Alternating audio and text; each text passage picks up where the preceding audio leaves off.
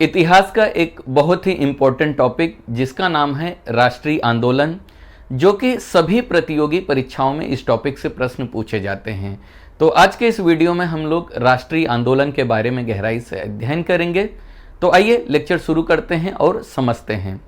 सबसे पहले हम समझेंगे कि आंदोलन किसे कहते हैं, क्योंकि आप जितना बेसिक चीज़ों को डेवलप करोगे उतना ही आसानी से आप टॉपिक को सीख पाओगे, समझ पाओगे।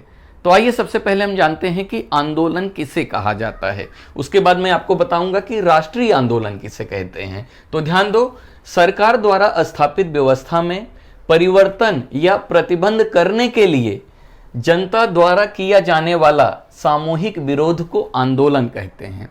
तो आंदोलन किसे कहा जाता है? सरकार द्वारा स्थापित व्यवस्था में। इसका अर्थ क्या होता है? कोई सरकार है, सरकार जब कोई नियम और कानून बनाती है, सरकार क्या करती है? नियम कानून बनाती है। तो जब सरकार नियम और कानून बनाती है तो उस नियम कानून में परिवर्तन करने के लिए, यानी जो सरकार ने नियम कानून बनाए हैं उसे या तो परिवर्तन करा दिया जाए या तो उसे क्या कर दिया जाए? प्रतिबंध करा दिया जाए। प्रतिबंध का मतलब होता है बैन करा देना या बंद करवा देना। उसके लिए जब जनता क्या करती है? विरोध करती है। परिवर्तन करने के लिए या उसे प्रतिबंध करने के लिए जब जनता क्या करती है? विरोध करती है। कैसे करेगी? सामूहिक। सरकार के ऊपर विरोध कैसे किया जाता है? अकेले कभी नहीं किया जाता है, लोग मिलकर विरोध करते हैं, यानी सामूहिक विरोध किया जाता है। तो उसे हम लोग क्या कहते हैं? आंदोलन कहते हैं। समझ में आ गए? और यही आंदोलन जब राष्ट्रीय स्तर पे हो, यानी देश के हर जगह पे हो, तो उसे हम लोग क्या कहेंगे? राष्ट्रीय आंदोलन। और राष्ट्रीय आंदोलन को अंग्रेजी में हम लोग नेशनल मूवमेंट कहते हैं। आपको अर्थ समझ में आ गया रहेगा कि राष्ट्रीय आंदोलन किसे कहते हैं। अब आंदोलन जो है दो तरीके से हो सकता है, एक तो हिंसात्मक और एक अहिंसात्मक। अब हिंसात्मक आंदोलन क्या होता है?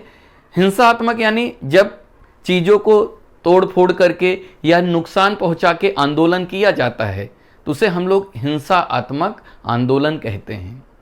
और अहिंसात्मक आंदोलन क्या होता है? जब शांति तरीके से सरकार का विरोध किया जाता है, यानी किसी चीज़ों का तोड़ फोड़ नहीं किया जाएगा, नुकसान नहीं पहुंचाया जाएगा, शांति तरीके से जब सरकार का विरोध किया जाएगा तो उसे अहिंसात्मक आंदोलन कहते हैं। तो राष्ट्रीय आंदोलन को हम लोग 3 चरणों में अध्ययन करते हैं। सुविधा की दृष्टि से राष्ट्रीय आंदोलन को हम लोग 3 चरणों में अध्ययन करते हैं। तो पहला चरण है, उसे हम लोग उदारवादी चरण कहते हैं। तो उदारवादी चरण क्या होता है? सबसे पहले आप समझो कि उदारवादी चरण किसे कहते हैं। तो उदारवादी के जो भी नेता थे, जब राष्ट्रीय आंदोलन हो रहा था तो उदारवादी चरण के जो भी नेता थे उनका मानना था कि सरकार से अनुनय विनय करके, यानी निवेदन करके अगर हमारी मांगों को पूरा करा लिया जाए तो बहुत अच्छी बात है। ये सोचना किसका था? ये सोचना था उदारवादी चरण के नेताओं का। तो उदारवादी नेताओं को हम लोग नरम पंथी नेता भी कहते हैं या नरम दल के नेता भी कहते हैं। उनका यह मानना था कि सरकार का कैसा विरोध किया जाए? अनुनय विनय करके, यानी प्रेम पूर्वक, शांतिपूर्वक बातचीत करके विरोध किया जाए, शांतिपूर्वक तरीके से विरोध किया जाए ताकि सरकार हमारी बातें मान ले। तो उन्हें हम लोग क्या कहते हैं? उसे हम लोग उदारवादी कहते हैं। उदारवादी नेता जो विरोध करते थे। उदारवादी चरण ने प्रयास किया कि सरकार हमारी मांगे पूरा करें, जो हमारा डिमांड है, जो सरकार नियम बना रही है, कानून बना रही है, जब लोगों के लिए भलाई के लिए नहीं बना रही है तो उसे या परिवर्तन करे या उसमें परिवर्तन या प्रतिबंध करे। तो जब सरकार उनकी बातें नहीं सुनी तो उन्हीं में कुछ और नेता हुए जिसे हम लोग उग्रवादी चरण या उग्रवादी नेता कहते हैं। तो उग्रवादी नेताओं का मानना था कि सरकार जो है अनुनय विनय करके कभी हमारी बात को मानेगी नहीं, इसलिए हमें क्या करना पड़ेगा? हिंसात्मक रवैये को अपनाना पड़ेगा। यानी सरकार का विरोध करने के लिए हिंसात्मक तरीके को अपनाना पड़ेगा, चीज़ों का तोड़ फोड़ करना पड़ेगा, नुकसान करना पड़ेगा ताकि सरकार क्या करे? हमारी मांगों को पूरा करे। तो जो उग्रवादी नेता थे वो लोग क्या करते थे? उग्र तरीके से सरकार का विरोध करते थे। क्यों? क्योंकि इनके अंदर जो था देश प्रेम जागृत हो गया था, राष्ट्रवाद का उदय हो गया था, इसलिए लोग उग्र तरीके से क्या करते थे? सरकार का विरोध करते थे। एक एक टॉपिक को मैं अच्छे से बताऊंगा, पहले आप अपना बेस क्लियर करो, तभी आप चीजों को समझ पाओगे। तो उग्रवादी चरण जो है कब था, तो 1905 से लेके 1919 का जो कालखंड है इसे उग्रवादी चरण के नाम से जाना जाता है।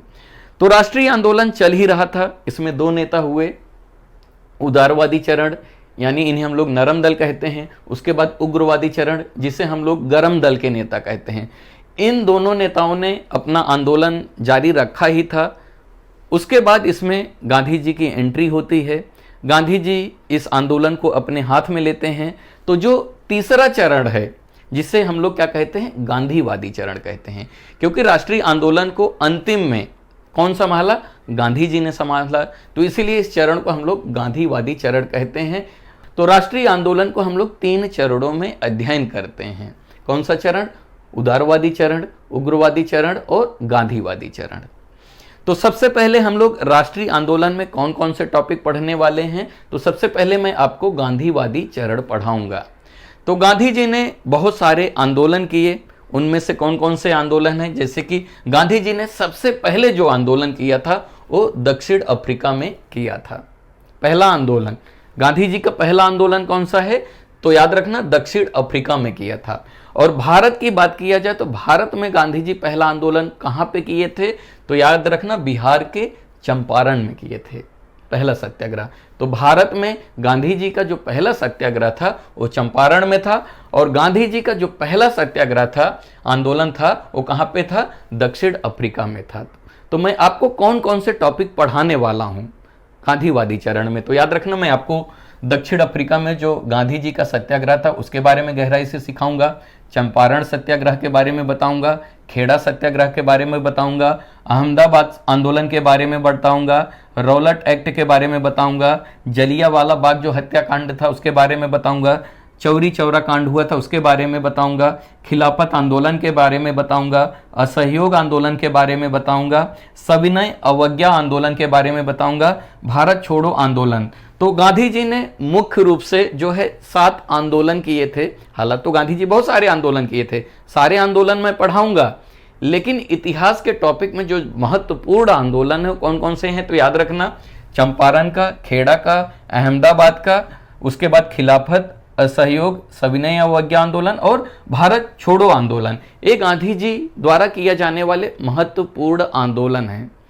तो आज की इस वीडियो में मेरा यह था कि पहले आपका बेस क्लियर करूं, तभी आप चीजों को सीख पाओगे, समझ पाओगे। अगले वीडियो में मैं आपको गांधी जी का जो दक्षिण अफ्रीका का आंदोलन था उसके बारे में बताऊंगा। तो मैंने एक प्लेलिस्ट बना दिया है राष्ट्रीय आंदोलन करके, वहां से जाके आप एक एक वीडियो को देखते जाओ, आपका बेस क्लियर होता जाएगा, आप चीजों को आसानी से सीखते जाओगे, समझते जाओगे। तो वीडियो कैसा लगा कमेंट करके जरूर बताइएगा। अगर अभी तक इस चैनल को आपने सब्सक्राइब नहीं किया है तो कर लीजिए। वीडियो देखने के लिए धन्यवाद।